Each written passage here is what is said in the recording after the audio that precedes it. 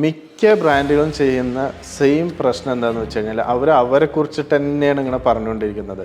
പക്ഷെ അവരുടെ കസ്റ്റമറെ കുറിച്ച് പറയുന്നില്ല.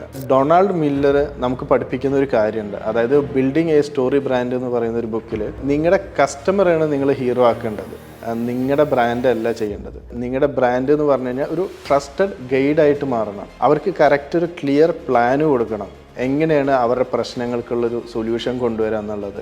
ഇത് ശരിക്കും തിയറി അല്ല, ഇത് ശരിക്കും പറഞ്ഞു കഴിഞ്ഞാൽ ഒരു പ്രൂവൺ ഫ്രെയിം വർക്കാണ്. ഒരു മെസ്സേജ് കറക്റ്റായിട്ട് എങ്ങനെ കസ്റ്റമർക്ക് മനസ്സിലാവുന്ന രീതിയിലേക്ക് എത്തിക്കുക എന്നുള്ളതാണ് ഈ ബുക്കിലൂടെ പറയുന്നത്. നമ്മുടെ കസ്റ്റമറെ നമ്മൾ ഹീറോ ആയിട്ട് വെക്കുമ്പോൾ നമ്മൾ കറക്റ്റായിട്ട് അവരെ ഗൈഡ് ചെയ്യുകയാണ് ചെയ്യുന്നത്, അവരെ സക്സസ്സിൽ എത്തിക്കുകയാണ് ചെയ്യുന്നത്. അതേപോലെ തന്നെ നമ്മൾ അവരെ സക്സസ്സിൽ എത്തിക്കുമ്പോൾ നമ്മുടെ ബ്രാൻഡിനൊരു വാല്യൂ വരുന്നത്. അപ്പോൾ നമ്മൾ ചെയ്യേണ്ടത് എന്താ വെച്ച് കഴിഞ്ഞാൽ നമ്മുടെ കസ്റ്റമറെ ഹീറോ ആക്കി വെച്ച് എന്താണ് അവരുടെ പ്രശ്നങ്ങൾ അതിനുള്ളൊരു സൊല്യൂഷനാണ് നമ്മൾ കൊടുക്കേണ്ടത്.